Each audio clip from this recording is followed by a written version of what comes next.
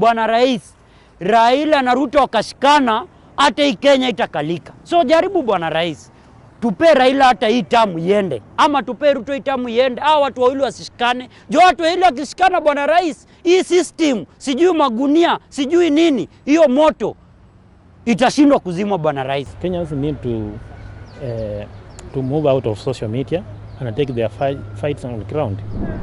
The debate around the revenue sharing formula has had a lot happening in the country, and recently 3 senators were arrested during the very day that they were supposed to vote in parliament. Was this a ploy to make sure that they don't vote on that very day, or is it that Kenya is going back to the dark days when dictatorship was the talk of the day? This is what Kenyans think. Serikali wameleta mambo ya era ya Moi in this capital city of Nairobi and Kenya mzima, and we will not allow it.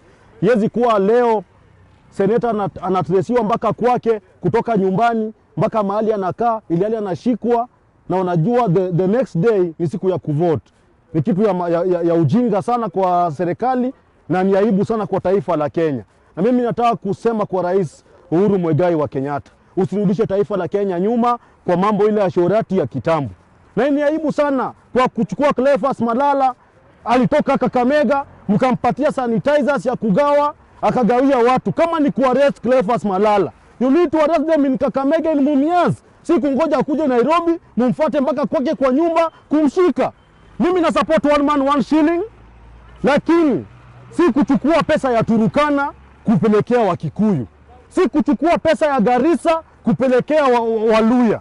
Na hiyo ndio kitu Malala na maseneta wengine wamekataa. Na hizi ngome ambazo zinakatwa pesa ni ngome za Raila Amolo Odinga.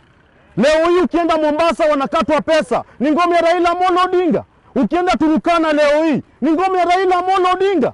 Na baba alikuja na akasema, let's make this thing in win-win hapo, tumalize na hapo. Lakini kusema unakata Garissa pesa, mtu ambaye ako Turukana akikuja Nairobi anasema anakuja Kenya namna gani? Ukitoka Garissa unakuja Nairobi unasema unakuja Kenya. Ukitoka Turukana ukisema unakuja Nairobi unakuja Kenya. Hiyo ndio mambo ambayo sisi hatutaki. Kwa hiyo mimi nataka niambie maseneta, mkaze kamba, tusonge mbele. Na tena Raila Amolo Odinga alisema my party leader, hawezi kubali mambo ya polisi kuharass watu. Hiyo ni wakati ilipita na wakati. Na baba jana alisema, na wale polisi ambao wanatumiwa, one day you will pay those things you are doing, my friend. Kwa hivyo polisi, fanya kazi yako ambayo umestahili kufanya.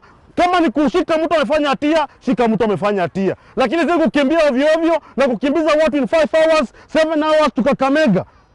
That is nonsense. Kwa hivyo taifa la Kenya lazima liende mbele.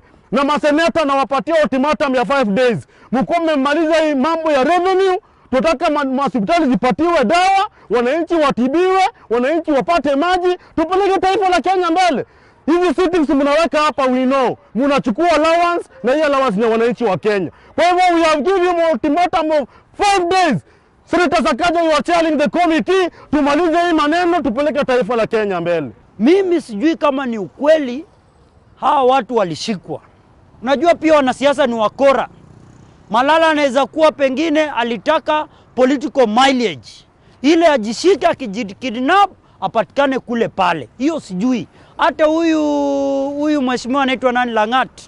Huyu Langat anaweza kuwa yeye pia anataka kungangania hiyo governorship hapa kwake hapa Bomet, akaamua kujikidnap. Hii si siasa ya sahi. Mimi ni mwanasiasa. Hata mimi nikitaka kushinda kiti yangu naweza jikidnap, nijidunge kisu, niseme opponent amenipiga. So tunataka serikali ikuje iseme kama Malala alikijidnap, aliunda na CID ama ni ukweli alishikwa. Jua ni wanasiasa, kitu chochote. Siasa ya Kenya usione hivyo venye inakimbizwa hivyo. Kitu chochote inaweza tokea. Lakini kama ukweli walikuwa wamefuatwa na wakakuwa kidnapped, sisi sahi, hiyo si serikali ya sahi. Serikali ya Magufuli, serikali ile ya Imla, ile serikali ya Idi Amin, iliisha na Idi Amin. Haiwezi kuja hapa Kenya. Dictator wa mwisho aliisha na Idi Amin. Hapa Kenya hatuwezi ruhusu kama ni ukweli. Lakini mimi sidhani kama rais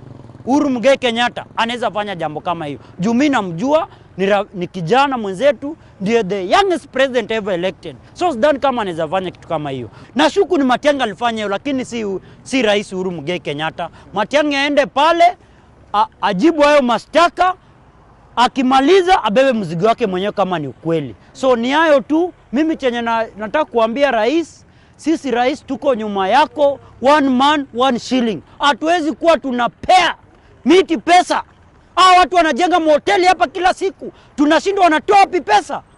Kumbe ni pesa za basari. Hakuna wanafunzi huko. Wanafunzi wote wako hapa Nairobi. Wapewe basari Nairobi, wapewe basari Wajiri. Hatutakubali, hatutapea pesa za basari mamiti bwana rais. Na hiyo hata ikiwezekana kukidnap Sakaja tena, kidnap yeye ndio bili pite. Mtu ambaye nimeona tena inastahili kuwe kidnap bwana rais ni Murkomen. Akuwe kidnap the next session. Juu ndiye ana incite other senators bwana rais. Kwa mara ya kwanza tumeweza kuona Raila Odinga na naibu wa rais wakizungumza sauti moja, wakikashifu polisi ambao waliweza kuwatia nguvuni labda wa maseneta. Maoni yako ni yapi?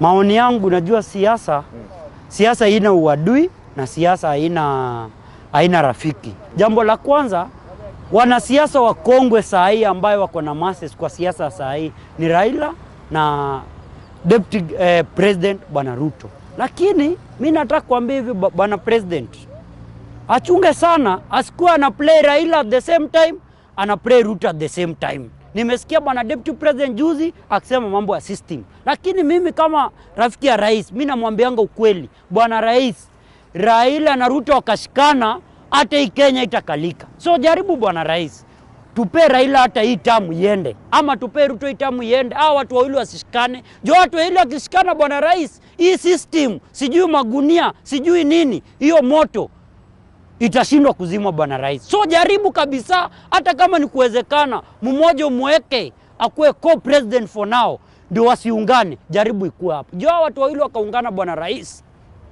Mbona wasiungane? Kwa sasa tutaki waungane. Ndio tunataka Uhuru is very young, aendelee. Tunataka kumpa prime minister. There is no need of beating around the bush. We cannot allocate money to monkeys and trees. We allocate money where there is where there are people and there is demand for service. You're getting me? So we cannot allocate money to Wajir, the other side. How do you call it? Northeast, where there are no people. And you see, it is upon these leaders to create demand in those areas so that they can do what? They can allocate resources there. For example, Kibaki used a very good strategy to create demand. Why can't they even lobby from the national government? We have universities there. We can have shopping malls there. When we have a university, we have a shopping mall, we have health facilities there, so that there is demand for service. Not allocating money where there is no service, there are no people. I think senators need to be serious also, because the reason as why the government is punishing them is that they are corrupt. In one way or another, these politicians are corrupt. All of them are corrupt. So they need to work on their morals.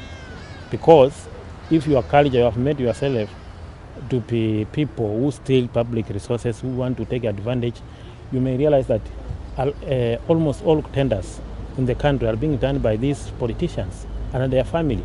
Kenyans need to move out of social media and take their fights on the ground. We have seen in Mali, the citizens have decided to force the government and the president to exit. And that is what should be happening. Any reasonable Kenyan should fight for his right or her right. And also we want to tell Kenyans that it's high time they should stop electing some people every year. People like James Orengo, Moses Wetangula, I've heard people talking about them. These people need to retire. You can't live in parliament since 1992 up to date. You are here, and our children are also are working out there. There's no jobs. These are the people who are sitting there and are planning on how they will continue taking advantage of your resources in the next 20 years to come. That was really a dirty tactics to try and curtail somebody. It was actually a contravention of somebody's civil rights, because he has a right. we, as our leaders, they have the right to defend a cause. And the right to defend a cause means that you can either vote yes or no. We are not puppets, and our leaders are not puppets. And so therefore, withholding them from being there, the actual strategy was simply, you see, for example, Honorable Malala, he has not been charged with anything. For me, that also says that they really just didn't want him to be present, you see, and that means that his presence meant something. You see, now that is also giving him more profile where it might not be necessary, or giving him profile to raise his profile also. But it makes government look very archaic, and I'm seeing ultimately as perhaps even heading back to a formula of, like, we're similar to a one-party state, a singular party, where everybody will just be conforming to one kind of thinking. That is not fair, that is not democratic, and that is not that's a contravention of our civil rights, civic rights. Exactly. Yeah, you see, democracy must be guided to some extent, and sometimes it's important to guide democracy. So I think the president decided with the security agencies to guide the democratic rights of senators yesterday. Yeah. So do you feel he was guiding them faithfully? He was guiding them forcefully. You know, he's still the commander-in-chief. Yes, so Forcefully, not faithfully. he was doing it forcefully, I guess. Faithfully, yes.